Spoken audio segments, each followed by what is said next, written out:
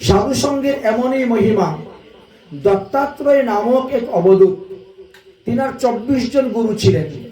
আর সেই 24 গুরুর কাছ থেকে জ্ঞান প্রাপ্ত হয়ে তিনি এতই আনন্দে থাকতেন, কিন্তু ইনার একটা জলপাত্র সঙ্গে নেই, মাথার নিচে দেওয়ার মতো কোনো বালিশও নেই, বিছানাও নেই, ভূমির মধ্যে শয়ন করে আছেন গাছের শিকড়ে মাথা দিয়ে। অথচ তার মুখটা দেখলে বোঝা যায় না জানি তিনি কত আনন্দে আছেন, কত সুখে আছেন, কত বড় ধনী, মানে বিশাল দৃশ্য। এই জন্য এই যদু মহারাজ তিনাকে দণ্ডবত প্রণাম করে বসলেন যে আপনারই আনন্দটা আসছে কোথার থেকে? আনন্দের কোনো বস্তুই তো আপনার কাছে নাই, গাছতলার মধ্যে পড়ে আছে, অথচ আপনি মৃদুভাষী, দেখতে খুব সুন্দর, নাদিস নদিস, কথাবার্তাগুলো খুব শান্ত, এত কিছু গুণ আপনার মধ্যে আসলো কেমন করে? বলে আমার 24 জন গুরু, 24 জন শিক্ষা গুরু আমার, তাদের কাছ থেকে আমি শিখেছি, এই জন্য আমার। বলে তাহলে আপনাদের গুরু কোন গুরুর কাছে কি শিখেছেন? বললেন আমার প্রথম গুরু হলো পৃথিবী দেবী। পৃথিবী দেবীর কাছ থেকে আমি শিখেছি ক্ষমা আর ধৈর্য। আমরা ঘুমের থেকে উঠেই পৃথিবীর উপরে কত অত্যাচার করি, অথচ পৃথিবী দেবী আমাদেরকে ক্ষমা করে দেন। পৃথিবী দেবী ধৈর্য ধারণ করে আমাদেরকে রেখেছেন। আমরা এত পাপী হওয়া সত্ত্বেও পৃথিবী আমাদেরকে ধারণ করে রেখেছেন। তারপরে আপনি কাকে গুরু করেছেন? বৃক্ষদেরকে। বৃক্ষর কাছে কি শিখেছেন? বলে বৃক্ষ দেখেন সব সময় খালি উপকার, পরোপকার, ফল দিচ্ছে, ফুল দিচ্ছে, হ্যাঁ, শীতল ছায়া দিচ্ছে, অক্সিজেন দিচ্ছে, আবার কাষ্ঠ, জ্বালানি কাষ্ঠ দিচ্ছে। কিন্তু মানুষ কত অত্যাচার করে বৃক্ষের উপরে। ফুল পড়তে গেলে ডাল ভেঙে দেয়, ফল পড়তে গেলে ডাল ভেঙে দেয়, বিনা কারণে অকারণে গাছ কেটে দেয়। কিন্তু তথাপিও তারা কিন্তু কিছু চায় না। শুকাইয়া মরে তবু জল নাহি মাঙ্গে। বৃক্ষের দেখেছেন কত বড় সহিষ্ণুতা? সে কাউকে বলে না ভাই আমি তো মরে যাচ্ছি, আমাকে এক ফোঁটা জল দে, চায় না। তাই সাধু শান্ত মহাত্মা যারা, তারা বৃক্ষের মতো সহিষ্ণু হবেন আর পৃথিবী দেবীর মতো ক্ষমাশীল হবেন। ক্ষমা হলো একটা মহান গুণ, এর থেকে বড় গুণ আর কিছুই নেই। আচ্ছা আচ্ছা, এই দুইজনের কাছ থেকে আমি এই শিক্ষা লাভ করেছি। আচ্ছা, তারপরে আপনি কাকে গুরু রূপে গ্রহণ করেছেন? তার কাছ থেকে আপনি কি শিক্ষা লাভ করেছেন? বলে তৃতীয় গুরু হলো আমার বায়ুদেব। বায়ুর কাছে কি শিক্ষা লাভ করেছেন? আছি। দেখো, বাতাস সুগন্ধ দুর্গন্ধ সব বহন করে নিয়ে যায়, সামনে যা পাবে গন্ধ তাই নিয়ে যায়, কিন্তু বাতাস গন্ধের সঙ্গে লিপ্ত থাকে না। এই যে আমরা শ্বাস গ্রহণ করতেছি, শ্বাস ত্যাগ করতেছি, বাতাস ঢুকতেছে তো আবার বেরিয়ে আসতেছে, দেহের সঙ্গে লিপ্ত আছে? নাই, দেহের সঙ্গে লিপ্ত নাই। ঠিক তেমনি হবে সাধু শান্ত মহাত্মা যারা থাকবেন, তারা 10 জায়গায় যাবেন, 10-এর বাড়ি যাবেন, 10 জায়গায় খাবেন, কিন্তু কারোর সঙ্গে লিপ্ত থাকবেন না, কারোর সঙ্গে লিপ্ত থাকবেন না। যাবেন, খাবেন, চলে আসবেন, যাবেন, থাকবেন, চলে আসবেন। অর্থাৎ মনের ভিতরে অন্য কারো জায়গা দিও না। মনের ভিতরে একমাত্র অনাদির আদি গোবিন্দ ভগবানকে জায়গা দাও, আর কারো জায়গা দিও না। আত্মীয় স্বজন ইষ্ট কুটুম্ব আসলে তাকে ঘরে থাকার জায়গা দাও, কিন্তু মনে থাকার জায়গা দিও না। মনে যদি থাকার জায়গা দাও তাহলে ভজন করতে পারবে না, ভগবানের ভজন হবে না।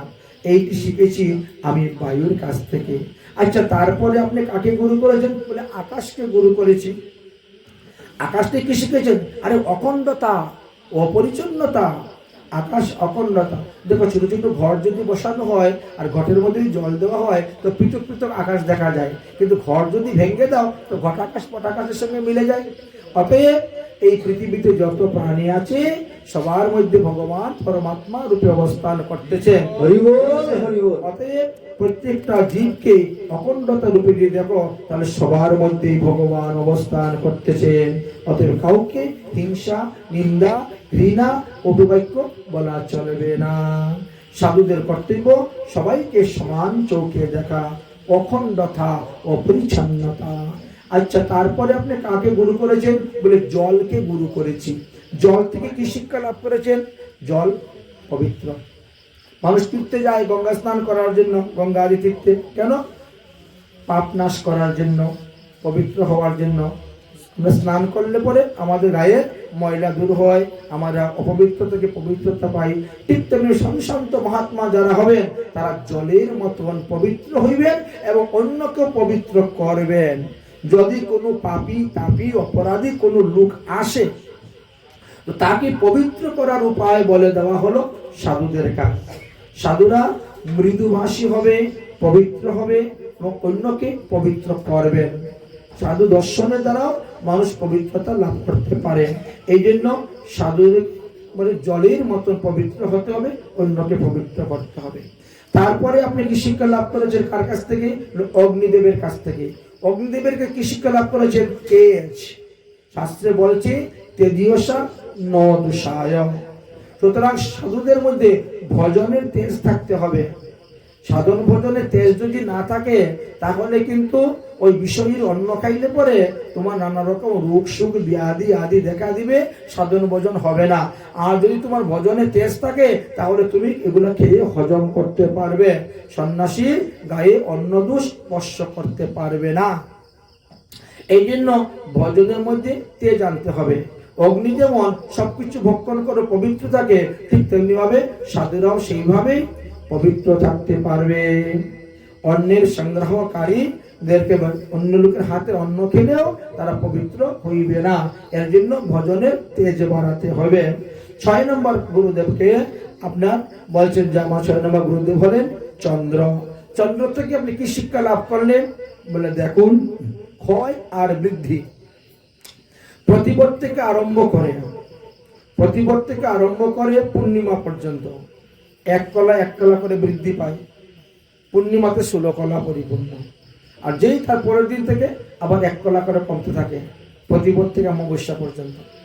এই যে ক্ষয় এবং বৃদ্ধি এটা কিন্তু বাস্তবে চন্দ্রের নয়, এটা চন্দ্রের কলা। ঠিক তেমনি ভাবে আমাদের দেহের যে এই পরিবর্তন ক্ষয় বৃদ্ধি, আমরা ছোটবেলায় এইটুকু ছিলাম, তারপরে আমরা এইটুকু হয়ে গেলাম, এত বলবান হয়ে গেলাম। জন্মের সময় ছিলাম 1 কিলো 1.5 কিলো 2 কিলো, আর এখন 1 কুইন্টাল ওজন হয়ে গেছি, তাই না? তো এই যে বৃদ্ধি বা কারো রোগ সুখ হয়ে ব্যাধি হয়ে সে আবার দেখেন একেবারে হালকা পাতলা হয়ে যাচ্ছে। তো এই যে ক্ষয় বৃদ্ধি এটা তো দেহের ক্ষয় বৃদ্ধি, কিন্তু আত্মার নয়। এই শিক্ষাটা আমি চন্দ্রের কাছ থেকে লাভ করেছি, এই জন্য চন্দ্রকে আমার গুরু করেছি। আচ্ছা, তারপরে আপনি কাকে গুরু করেছেন? বলে সূর্যদেবকে গুরু করেছেন। আচ্ছা, সূর্যদেবের কাছে কি শিক্ষা লাভ করেছেন? সূর্যদেব কি করেন?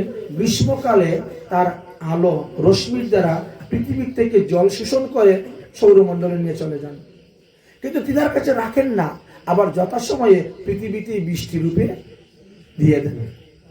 ঠিক তেমনি ভাবে সাধুশান্ত মহাত্মারা 10 জায়গায় যাবেন, 10 জায়গায় ভান্ডারা খাবেন, কেউ কাপড় দান করবে, কেউ বস্ত্র দান করবে, কেউ অন্যান্য দান করবে। যা দান করবে আপনি নিয়ে আসবেন এবং বিভিন্ন উৎসব অনুষ্ঠানে আপনি আবার সেগুলো দান করে দিয়ে দিবেন, সঞ্চয় রাখবেন না। সূর্যদেব যেমন নিজের কাছে কিছু রাখে না, এইভাবে।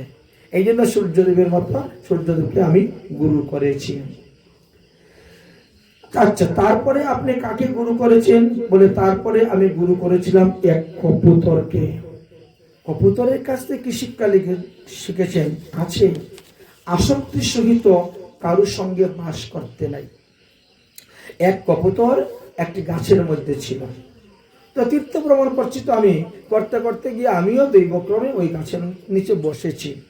তো দেখলাম গাছের ডালে বাকবকুম করতে করতে কবুতরটা ঘুরে বেড়াচ্ছে। হঠাৎ করে ঝড়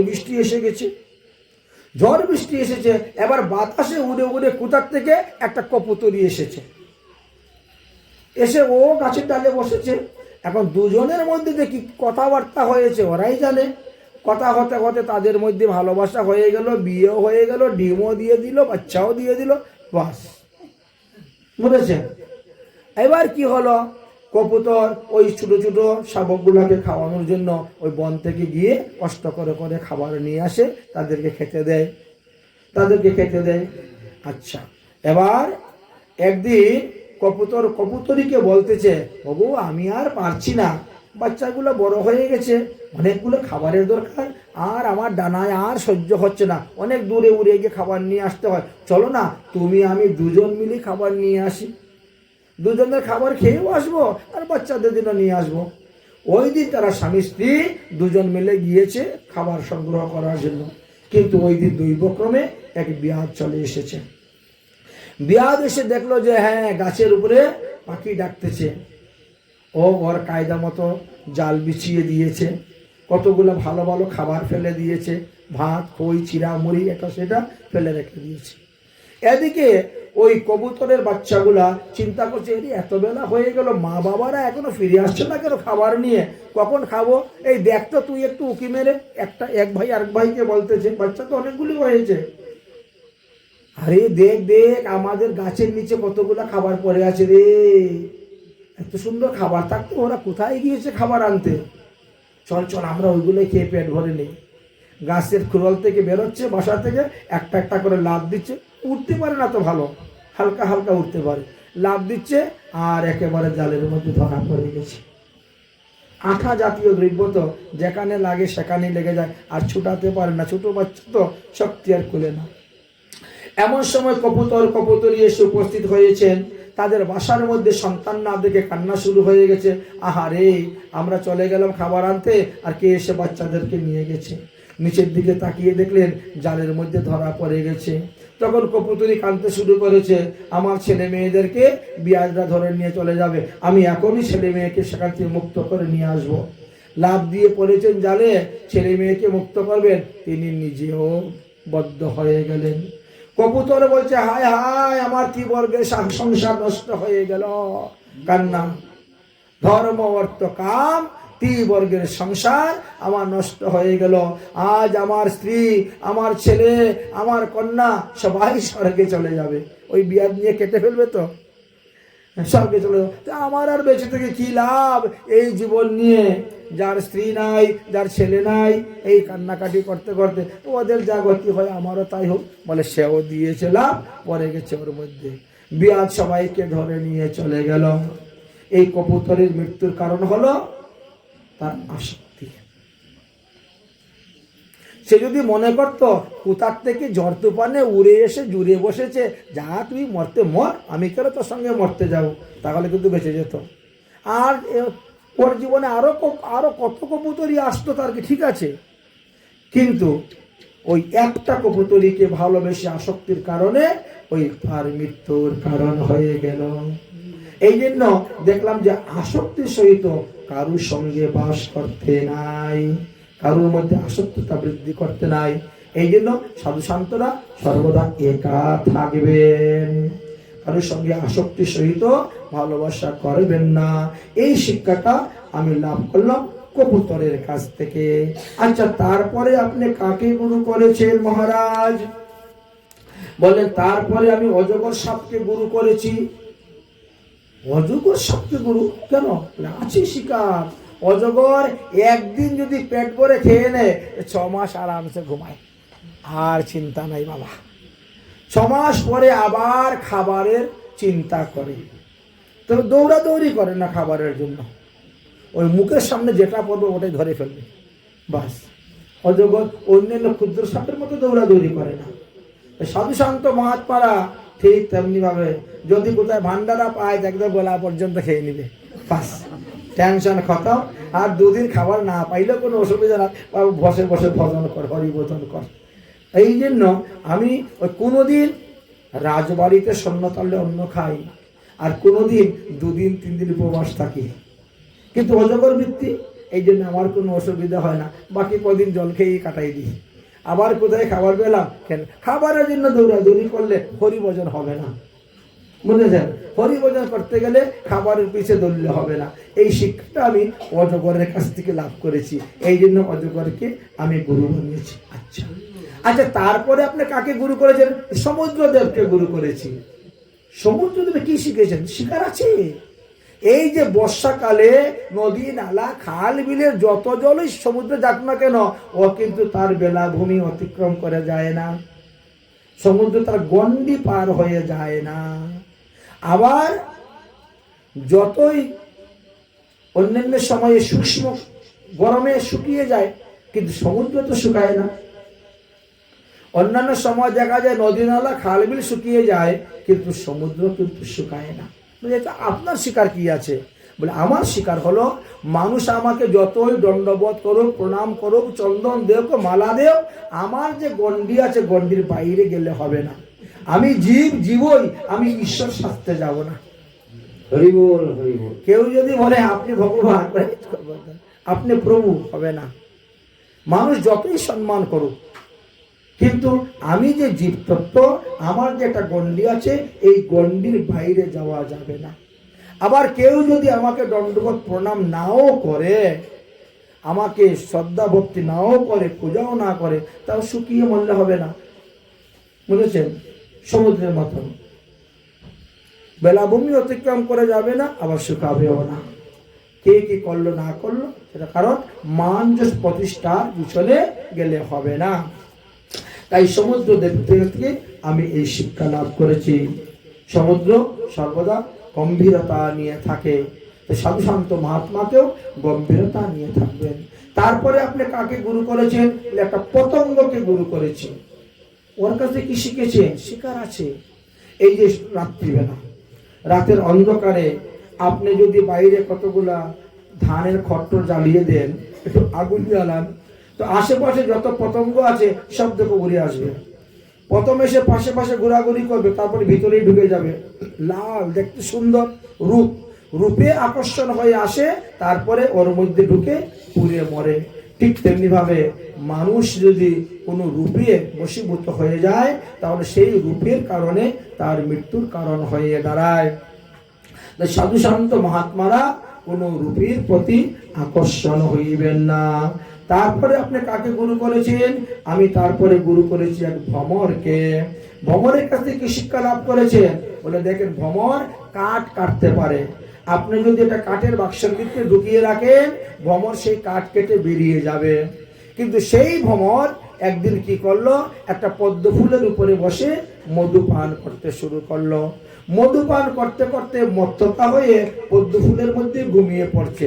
জলপদ্ম ঘুমিয়ে পড়েছে।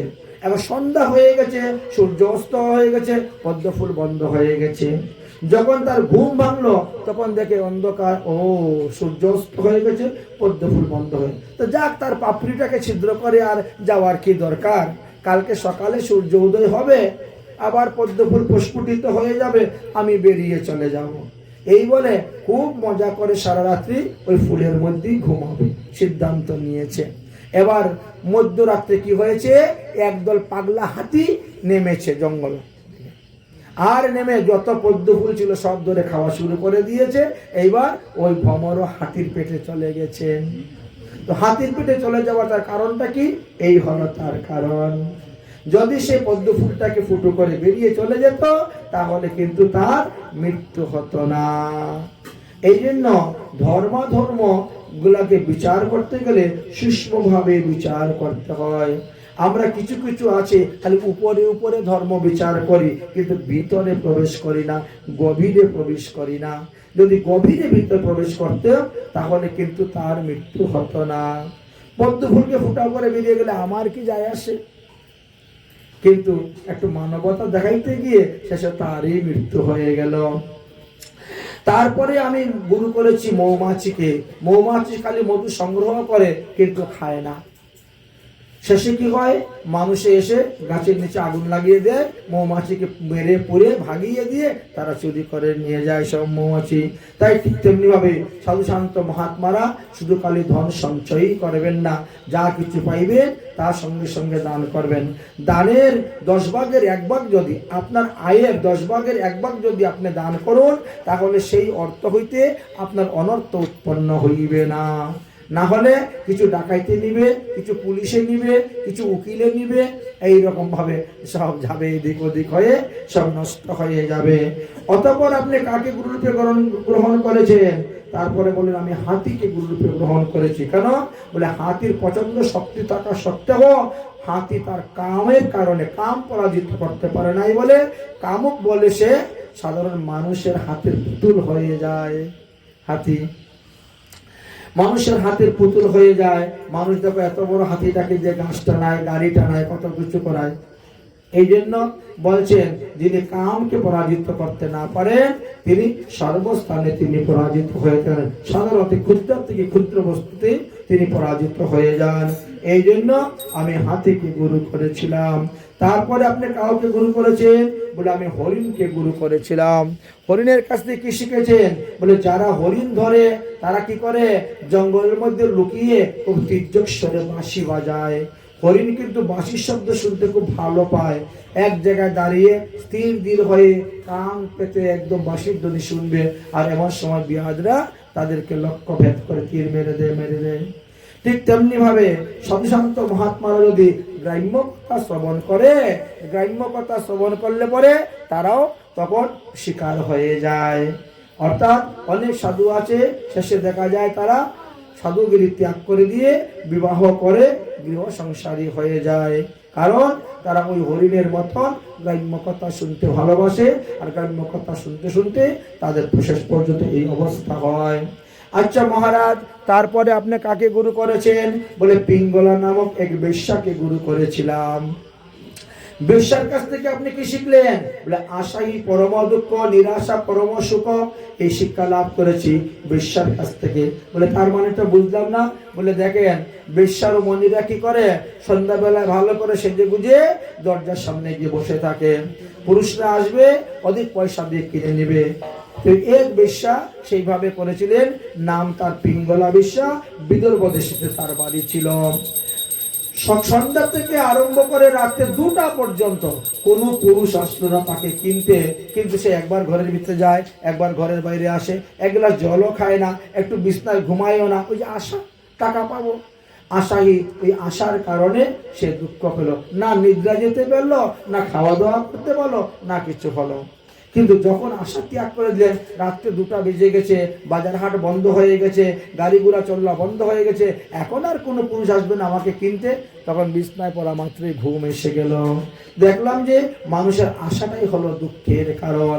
আশারূপী কাঁটা আমরা আমাদের হৃদয়ে ফুটাই, আর এই জন্য আমরা দুঃখ পাই। তাই আশাহী পরম দুঃখ, নিরাশা পরম সুখ, এই শিক্ষা আমি লাভ করেছি।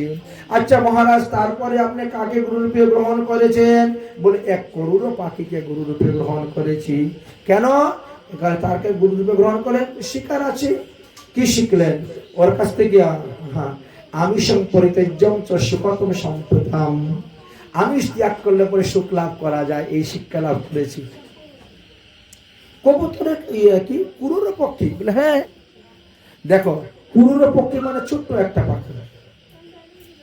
তো জঙ্গলে একটা পশু মারা গিয়েছে, ওই পাখিটা গিয়ে ওই পশুর মাংস খেয়েছে। আরো কিছু মাংস চঞ্চুর মধ্যে, ঠোঁটের মধ্যে করে নিয়ে যাচ্ছে। ওরকম একটা বাসা আছে, ঘর আছে, ওখানে রেখে দিব। তারপরে ক্ষুধা লাগলে আজকে খাবো, নাহলে কালকে খাবো, আসতে হবে না। এই জন্য ওই মাংস খণ্ড নিয়ে তিনি রওনা হয়েছে। রাস্তায় বড় একটা পাখি দেখতে পেয়েছে, আরে ওর মুখের মধ্যে মাংস আছে। এইবারে ও এসে ধরেছে, দুজনে আকাশ মার্গে টানাটানি শুরু হয়েছে। আচ্ছা, বড় বড় পাখির সঙ্গে তো ছোট পাখি যুদ্ধ করে পারবে না, কিন্তু মাংস খাবার লোভ ছাড়তে তো পারে নাই, ছাড়বেও না সে। সঞ্চুদ টানাটানি শুরু হয়েছে। এখন বড় পাখি ছোট পাখিকে দিয়েছে পাখা দিয়ে, উপর থেকে ঘুরতে ঘুরতে ঘুরতে ঘুরতে মাটিতে পড়ে গেছে। তাও কিন্তু মাংসখণ্ড মুখের থেকে ছাড়ে নাই। এবার ও কি করছে, 2 পা দিয়ে ধরেছে বড় পাখিটা ছোট পাখিকে, 2 পা দিয়ে চেপে ধরে আর ঠোঁট দিয়ে একেবারে মারতে মারতে মেরে ফেলে দিয়েছে। আর তারপরে তার মুখের থেকে মাংসখণ্ড নিয়ে চলে গেল। এতে কি হলো? ভাই, তুই যদি মাংসটা ছেড়ে দিতে তাহলে তো তোর মৃত্যুটা হতো না। তখনই যদি ছেড়ে দিতে তো আবার নিয়ে আসতে পারবি, আবার খেতে পারবি, কিন্তু হলো না। তাই আমি শিখলাম কি, আমিষং পরিত্যাজ্যম তস্যাৎমি দয়াম। ওই আমিষের কারণে তার মৃত্যু হলো। এইভাবে অপঘাতে অপমৃত্যু ভাবে মরল। কিন্তু আমি যদি ত্যাগ করে দিতে পারতো তাহলে তার এই অপঘাতে মৃত্যু হতো না। তাই যে বস্তু থেকে দেখবেন আপনার মৃত্যুর আশঙ্কা আছে, সেটা তৎক্ষণাৎ ত্যাগ করে দাও, তৎক্ষণাৎ ত্যাগ করে দাও। এই শিক্ষা আমি লাভ করলাম। আচ্ছা মহারাজ, তারপরে আপনি কাকে গুরু করেছেন? বলে ছোট একটা বালককে গুরু করেছে। আপনি এত বড় একজন মহা জ্ঞানী অবধূত, আর আপনি ছোট বালককে কি গুরু করলেন? শিকার আছে। বলে কি শিখলেন বালকের কাছ থেকে? বলে মান অপমান কোনো বোধ নাই। ছোট ছোট বালকদের কোনো মান অপমান বোধ নাই। মা যদি ডাকে এদিকে আয় এদিকে আয়, স্নান করবি খাবি, ও দেখো ওর মতনই বাটি কটি নিয়ে খেলতেছে। ওর মায়ের তো কত কাজ, বারবার ডাকতে আসছে না, গিয়ে ধরে উত্তম মধ্যম কটা দিয়ে দিল। ও আবার মা মা বলে ডেকে ডেকে মাকেই জড়িয়ে ধরে। কোনো অপমান বোধ আছে বলেন তো? যে আমাকে মারতেছে, আমাকে যখন মারছে ওকে মা বলে ডাকবো না, ওকে জড়িয়ে ধরবো না, ওর কুলে যাব না, একটুকু নাই। ছোট ছোট বালকদের বাড়ি ঘরেরও খবর নাই, রাখে না, খাওয়া দাওয়ারও চিন্তা নাই, বুঝেছেন? আর মান সম্মান অপমানেরও কোনো বোধ নেই। এই জন্য আমি বালককে গুরু করলাম। সাধু সন্ত মহাত্মা যারা আছেন তারা একদম বালকের মতন স্বভাব সম্পন্ন হবে। কে আপনাকে সম্মান দিল আর কে আপনাকে সম্মান দিল না, কে আপনাকে অপমান করলো, সব দেখতে যাবেন না, আপনি সবাইকে সম্মান দিবেন। যাই হোক, তারপরে আপনি কাকে গুরু করেছিলেন? তারপর আমি এক কুমারী কন্যাকে গুরু করেছিলাম। কুমারী কন্যা থেকে কি শিখলেন? বহু বাসে এন কলহ। সবার কেমন করে শিখলেন? বলে দেখো, এক কুমারী কন্যার বিবাহের আলাপ চতুর্দিকে দিচ্ছে, যে আমার মেয়েটা বড় হচ্ছে, বিয়ে দিব, দেখিও তোমরা কোনো ছেলে ছেলে পাও কিনা। আর খবরাখবর পেয়ে একদিন এক ছেলের পার্টি চলে এসেছে। আর সেই দিন ঘরে ওই মেয়েটাই একা আছে, তার ভাই মা বাবা কেউ নেই ঘরে, সবাই কাজ করতে চলে গেছে। আর এমন সময় ওরা এসে উপস্থিত হয়ে গেছে। এটা কি অমুকের বাড়ি? তুমি কি অমুকের মেয়ে? অমুক কোথায়? ওরা তো কাজ করতে গিয়েছেন, ওরা আস্তে আস্তে বিকাল 4টা-5টা বাজবে। আচ্ছা ঠিক আছে, তাহলে আমরা এখন যাই, পরে আসবো। আরে যাবেন কেন? এসে যখন গেছেন তাহলে দুপুরবেলা খাওয়া দাওয়া করে বিশ্রাম করুন, নিমন্ত্রিত দিয়ে দিয়েছি। এখন গিয়ে দেখে গিয়ে দেখে হাড়ির মধ্যে যে চাউল আছে এতে এই কজনের পেট ভরবে না। কি করা যায়? ধান তো ঘরে আছে, তাই উদক্ষল নিয়ে ধান করতে গিয়েছেন, করতে। ধান করতে গেলে 2 হাত ভর্তি চুরি, ঝনঝন ঝনঝন শব্দ হয়। এই জন্য হাত থেকে চুরি করা শুরু করেছে, একটা একটা করে। যখন এই হাতে একটা চুরি, ওই হাতে একটা চুরি, এখন আর শব্দ হয় না। এই যে শিখলাম আমি কি? বহু বাসে ন কলহ। সাধু সন্ত মহাত্মারা একা থাকবেন, 2জন 3জন 4জন এক জায়গায় থাকলেই সারাদিন খালি কথাবার্তাই চলবে, হরি ভজন আর হবে না, নানা রকম কলহ লেগে যাবে। এই আমি শিখতেছি। আচ্ছা মহারাজ, তারপরে আপনি কাকে গুরু করেছেন? বলে কর্মকারকে গুরু করেছিলাম। এমন এক কর্মকার ছিল, সে একটা তীর বানাচ্ছে। তীর বানাতে গিয়ে তার নজরটা এমন ভাবে তীরের উপর ছিল যে পাশে দিয়ে এক রাজা ঢাকঢোল বাজিয়ে চলে যাচ্ছে, কোনো তার হুঁশই নাই। তাকে এই জন্য গুরু করলাম যে সাধু সন্ত মহাত্মা যারা লীলা স্মরণ করতে বসেন, মন্ত্র স্মরণ করতে বসেন, সন্ধানী করতে বসেন, এমন ভাবে মন অভিনিবেশ করবেন ভজনে যাতে বাইরের কোনো বস্তুর প্রতি ধ্যান না থাকে। তারপরে আপনি কাকে গুরু করেছিলেন? বলে তারপরে আমি গুরু করেছি একটি ক্ষুদ্র সর্পকে। আগে তো আপনি অজগর সাপকে গুরু করলেন, তো এখন ক্ষুদ্র সর্পকে গুরু করলেন কেন? বলে তার কাছ থেকে শিকার আছে। কি শিখেছেন? বলে ক্ষুদ্র সর্প যারা, এদের কোনো বাড়িঘর নাই, এদের নির্দিষ্ট কোনো বাসস্থান নাই, তাদের জীবন হলো রামতে রাম, কাল চলতেই থাকে, চলছে চলছে চলছে। ক্ষুধা লেগেছে, সামনে যা পাচ্ছে তাই ধরে খেয়ে নিয়েছে, আবার চলতে শুরু করেছে, ঘুম এসে গেছে, এবার যেখানে গর্ত পাচ্ছে ওখানে ঢুকে ঘুমিয়ে পড়তেছে। সে ইঁদুরের গর্ত না ব্যাঙের গর্ত না মাছের গর্ত, ওসব দেখার দরকার নেই তার, ও ঢুকে ঘুমিয়ে পড়লে। ঘুম শেষ, আবার উঠে বেরিয়ে রওনা হয়ে চলে গেল। ঠিক তেমনি ভাবে সাধু সন্ত মহাত্মা হবেন, তারা বড় বড় মঠ মন্দির বানাবে না। মঠ মন্দির যদি বানায় তাহলে সে আবার বদ্ধ জীবের মতন হয়ে গেল। ওই মন্দির ফেলে কোথায় যেতেও পারবে না, ঘুরতেও পারবে না, অন্য কোথায় যাওয়া সম্ভবপর হবে না। এই জন্য রমতে রাম, সাধুরা সবসময় রমতে রাম, সবসময় ঘুরতে থাকবে। আর বইতে পানি, যেটা সুতবহী জল, যে পানি সেটা সবসময় পবিত্র থাকে। জল যেমন সুতবহী নদীর জল পবিত্র, ঠিক তেমনি ভাবে সাধুরাও যারা সবসময় পরিক্রমা করে তারা পবিত্র থাকেন। আচ্ছা, তারপরে আপনি কাকে গুরু করেছেন? বলে মাকড়সাকে আমি গুরু করেছিলাম। মাকড়সার থেকে আপনি কি শিখেছেন? শিক্ষার আছে।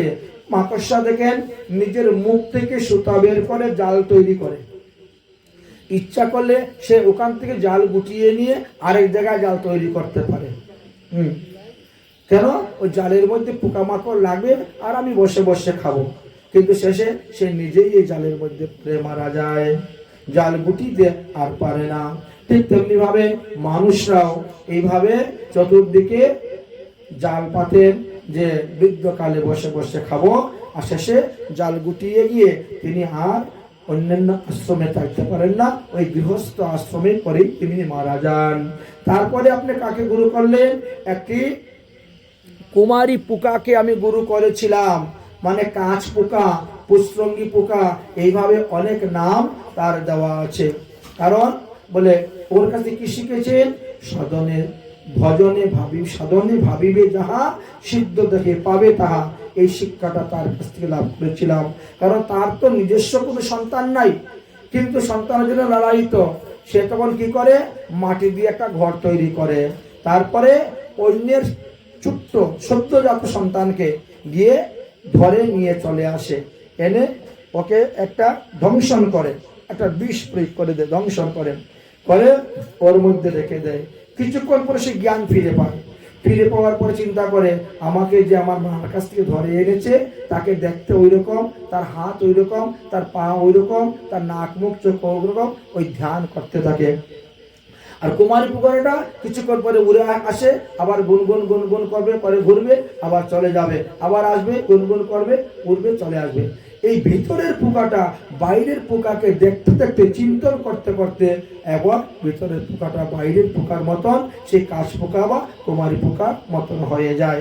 এই শিক্ষা আমি লাভ করলাম যে সাধনে ভাবিবে যাহা, সিদ্ধ দেহে পাবে তাহা। এইভাবে 24 গুরুর কথা বললেন। তারপরে ভগবান বললেন, এরপরে কি হলো? এই 24 গুরুর কথা শোনার পরে অবধূত দের মুখ থেকে যদু মহারাজ তখন একেবারে বৈরাগ্য এসে গেল এবং সংসার ত্যাগ তিনি করতে পারলেন। অতএব উদ্ধব, তুমিও এইভাবে সংসার ত্যাগ করো। তারপরে উদ্ধবকে ভগবান শ্রীকৃষ্ণ সম্পূর্ণ ভাগবত তত্ত্ব কথা জ্ঞান দিলেন। জ্ঞান যুগ, কর্মযুগ, ভক্তি যুগ থেকে আরম্ভ করে যত ভাগবত তত্ত্ব কথা ছিল, সমস্ত ভাগবত ভগবান শ্রীকৃষ্ণ স্বয়ং নিজ মুখে উদ্ধবকে বললেন। উদ্ধবকে ভাগবত সমাপ্ত বলার পরে বললেন, উদ্ধব তুমি এখন চলে যাও বদরিকা আশ্রমে। বদরিকা আশ্রমে গিয়ে এই ভাগবত কথা তুমি মৈত্রেয় ঋষি আদি সবাইকে বর্ণন করে দিও, সবাইকে বলে দিও। আর তুমি বিলম্ব করিও না। আর আমি মাত্র 7 দিন আছি, 7 দিন পরে এই দ্বারকাও থাকবে না, আর কেউ থাকবে না, যদুবংশ ধ্বংস হয়ে যাবে, তুমি চলে যাও। উদ্ধব তখন কি করলেন? ভগবানের চরণ পাদুকা চাইলেন। ভগবানের চরণ পাদুকা মস্তকে নিয়ে তিনি চলে গেলেন বদ্রীনাথে। আর ভগবান শ্রীকৃষ্ণ সবাইকে বললেন যে সবাই এখনই বেরো, আর দেরি করা যাবে না, তোমরা তাড়াতাড়ি বেরিয়ে পড়ো। সবাইকে অনুরোধ করলেন বেরোবার জন্য। তখন সবাই মিলে তখন বেরোতে শুরু হয়েছেন। যাই হোক, ধীরে ধীরে সবাই বেরোলেন। আর বেরিয়ে যাওয়ার পরে তারা উপস্থিত হলেন গিয়ে প্রবাস ক্ষেত্রে। আরম্ভ করলেন, কেউ দান করছেন, কেউ যজ্ঞ করছেন, কেউ তপ করছেন। এইভাবে কার্য শুরু হয়েছে।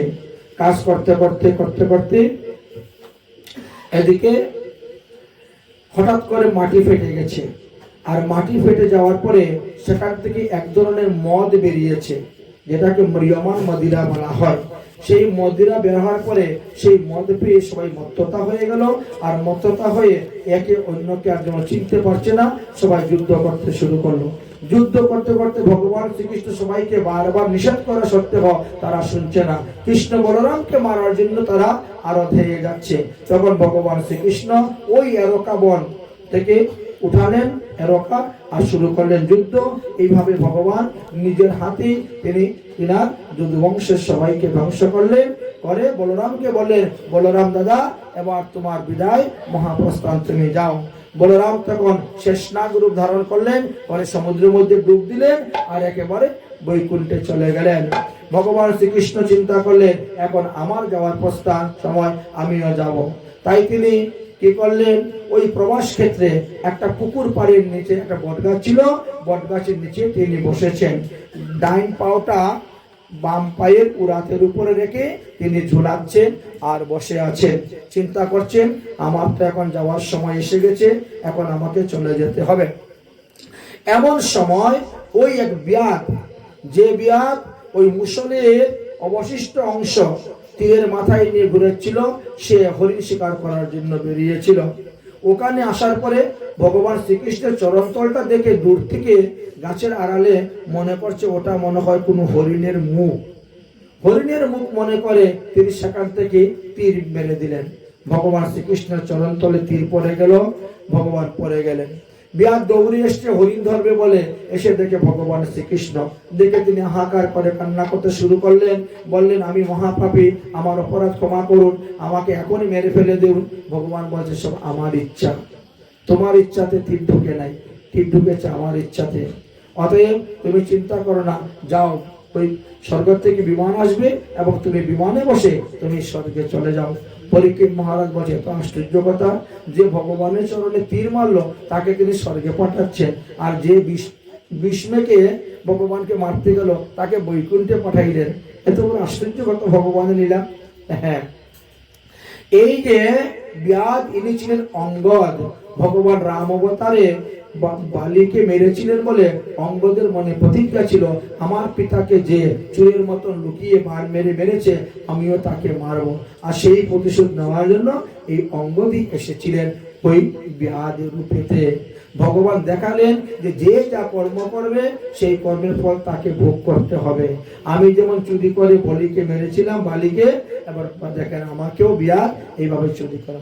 দ্বিতীয়ত আরেকটি কথা, যে কুরুক্ষেত্রের যুদ্ধতে 18 দিন যুদ্ধ হলো, ভগবানের শ্রীকৃষ্ণের উপরে একটা বাণও পড়লো না, ওখানে লক্ষ লক্ষ অস্ত্র আসা যাওয়া করলো এদিক থেকে ওদিক, আর এখানে কেন বাণ পড়ে গেল? তার কারণটা কি ছিল? বললেন যে দেখো, কোন এক সময়ে দুর্বাসা ঋষি তীর্থ ভ্রমণ করতে বেরিয়েছিলেন সশিষ্যে। তীর্থ ভ্রমণ করতে করতে তিনি মিঠাপুর নামক গ্রামে এসেছিলেন, অর্থাৎ দ্বারকা হইতে 6 কিলোমিটার দূরে। নাগেশ্বর মহাদেব হইতে 2 কিলোমিটার দূরে মিঠাপুর নামক এক গ্রাম আছে। শোনার পরে ভগবান শ্রীকৃষ্ণ এবং রুক্মিণী গিয়ে বড় অনুনয় বিনয় করলেন দুর্বাসা ঋষিকে, যে তাহলে চলুন আপনি কৃপা করে আমাদের রাজভবনে। দুর্বাসা ঋষি বললেন যদি তোমরা দুজনে রথ টেনে আমাকে নিয়ে যেতে পারো তাহলে আমি যাব। ভগবান রাজি হয়ে গেলেন। তাই দুর্বাসা ঋষি রথে বসেছেন, কৃষ্ণ আর রুক্মিণী দুর্বাসা ঋষিকে টেনে নিয়ে রওনা হয়েছিলেন। কথা ছিল পিপাসা লাগলেও জল পান করতে পারবে না, অতিথি ব্রাহ্মণকে উপবাস দেখিয়া কোনো কিছু খাওয়া যাবে না। যাই হোক, রুক্মিণী সহ্য করতে পারেন নাই, জলপান করেছিলেন। ভগবান শ্রীকৃষ্ণ জলপান করেন নাই। ভগবান শ্রীকৃষ্ণ সেটা রথ টেনে এনে উপস্থিত হলেন। দ্বারকায় আনার পরে ব্রাহ্মণ মানুষ অন্য কিছু খাবেন না, তবে দুগ্ধ জাতীয় দ্রব্য দিলে কোনো দোষ হয় না, এই জন্য একটা মিষ্টান্ন রান্না করে দিয়েছিলেন খাওয়ার জন্য। তিনি মিষ্টান্ন কিছুটা খাওয়ার পরে বললেন যে কৃষ্ণ এটা তুমি নিয়ে নাও। কৃষ্ণ বলছেন তাহলে এটা আমি কি করব? যখন দুর্বাসা ঋষি বলছেন এটা তুমি তোমার গায়ের মধ্যে মেখে নাও। তো ভগবান শ্রীকৃষ্ণ সেই মিষ্টান্ন গায়ের মধ্যে মাখছেন। মাখতে মাখতে আরে এটি দুর্বাসা ঋষির পোশাক, এটা পায়ে মাখবো কেমন করে? পায়ে তো মাখা যাবে না, এই জন্য ভগবান পায়ে মাখেন নাই। দুর্বাসা ঋষি তখন বলছিলেন তুমি যে যে জায়গায় এই আমার পোশাকটা মেখেছ সেই সমস্ত জায়গার মধ্যে আর কখনো অস্ত্র ঢুকবে না। এই জন্য কুরুক্ষেত্রের যুদ্ধতে অস্ত্র ঢুকে নাই, কিন্তু পায়ের মধ্যে মাখেন নাই বলে ওই পাটা তখন কোমল ছিল, সেই পায়ের মধ্যে ব্যাধের তীর প্রবেশ হয়েছিল। এইভাবে অনেক তত্ত্ব কথায় আলোচনা আছে। এইদিকে দারুক দেখলো সব মরা পড়ে আছে, কৃষ্ণ বলরামকে খুঁজে পাওয়া যাচ্ছে না। ভগবানের গন্ধ সঙ্গে সঙ্গে তিনি এসে উপস্থিত হলেন।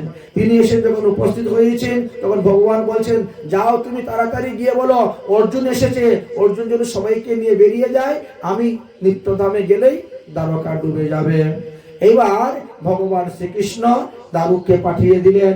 দারুক গিয়ে অর্জুনকে বললেন, অর্জুন মাত্র কয়েকজন লোককে নিয়ে বেরিয়েছিলেন, আর তাকে বেরোতে পারেন নাই, দ্বারকার সব ডুবে গেছে। ভগবান নিত্যধামে যাওয়ার জন্য প্রস্তুত হয়ে গেছেন। স্বর্গ হইতে দেবগণ এসেছিলেন ভগবানকে দেখার জন্য, কিন্তু ঘনে সৌদামিনী যথা তারা স্বর্গ থেকে পুষ্প বিমান করছিলেন, পুষ্প বরিশন করছিলেন, তার মধ্যে ভগবান অদর্শন হয়ে চলে গিয়েছিলেন। এইভাবে পরমহংস শিরোমণি সুখদেব গোস্বামী পাদ পরীক্ষিত মহারাজকে ভগবান শ্রীকৃষ্ণের নিত্যধাম গমনের কথা বললেন। অতএব কলিযুগে আর কে কে রাজা হবে সেই কথা বললেন, কলিযুগের যুগধর্মের কথা বললেন, ইত্যাদি কথা বলার পরে বললেন যে দেখো হে পরীক্ষিত, আমি তোমাকে সমস্ত তত্ত্ব কথা বলে দিয়েছি। এবার তুমি আর পৃথিবীতে এসে জন্মগ্রহণ করবে না, তোমার আর পৃথিবীতে জন্ম হইবে না। অতএব তুমি এখন বসে ভগবানের ধ্যান করে করে তুমি নিত্যধামে যাও। এই চক্র ধ্বংসনেও তোমাকে কিচ্ছু করতে পারবে না। অতএব তোমাকে সমস্ত তত্ত্বগত উপদেশ দেওয়া হয়ে গেছে, এবার আমার মহাপ্রস্থান, আমি চলে যাব। সুখদেব গোস্বামী এই কথা বলে যখন উঠে গেলেন, তখন পরীক্ষিত মহারাজ সুখদেব গোস্বামীকে প্রণাম করলেন, প্রণাম জানালেন। हरि का कथा सुनाने वाले, हरि का नाम सुनाने वाले, हरि का लीला सुनाने वाले, तुमको लाखों प्रणाम, तुमको लाखों प्रणाम, लाखों प्रणाम, तुमको लाखों प्रणाम। हरि का कथा सुनाने वाले, हरि का कथा सुनाने वाले, हरि का नाम सुनाने वाले, हरि का नाम सुनाने वाले, का लीला सुनाने वाले, हरि का लीला सुनाने वाले, तुमको लाखों प्रणाम, तुमको लाखों प्रणाम, तुमको लाखों प्रणाम, तुमको लाखों प्रणाम। हम डोले लगे थे बन में, देखो बेटे के तन में, हम डोले लगे थे बन में, देखो बेटे के बन में। अरे ओ लीला बताने वाले, ओ दुष्ट बताने वाले, तुमको लाखों प्रणाम, तुमको लाखों प्रणाम। हरि का कथा सुनाने वाले, प्रभु का नाम सुनाने वाले, प्रभु का लीला सुनाने वाले, तुमको लाखों प्रणाम, तुमको लाखों प्रणाम। हम लेकर विष का प्याला, जा रहे थे जमता द्वारा, हम लेकर विष का प्याला, जा रहे थे जमता नाला। अरे हो राह बताने वाले, अरे हो प्रेम लुटाने वाले, अरे हो सुला पिलाने वाले, तुमको लाखों प्रणाम, तुमको लाखों प्रणाम, तुमको लाखों प्रणाम, तुमको लाखों प्रणाम। तुम सदगत अंतर्यामी, मैं तो किशोर अभिमानी, तुम सदगत अंतर्यामी, मैं प्रेम वाले, अरे वो मुक्ति दिलाने वाले, अरे वो मुक्ति दिलाने वाले, जब से नाता जुड़ने वाले, जब से नाता जुड़ने वाले, तुमको लाखों प्रणाम, तुमको लाखों प्रणाम। हरि का कथा सुनाने वाले, हरि का कथा सुनाने वाले, तुमको लाखों प्रणाम, तुमको लाखों प्रणाम। बोले सुखदेव गोस्वामी पाद की जय। सुखदेवेর মহাপ্রস্থান হয়ে গেল, সুখদেব গোস্বামী পাদ চলে গেলেন। এদিকে পরীক্ষিত মহারাজ